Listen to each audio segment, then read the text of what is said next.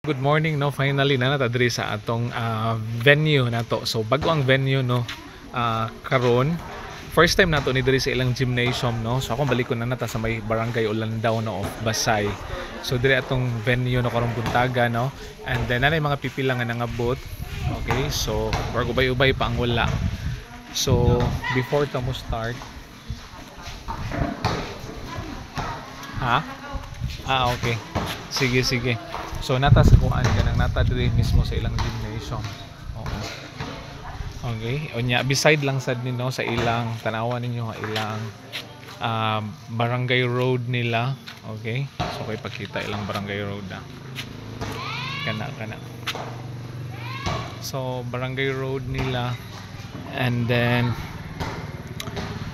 murag katulo naman nato ni diri nga ko ano kanang pagbalik, no.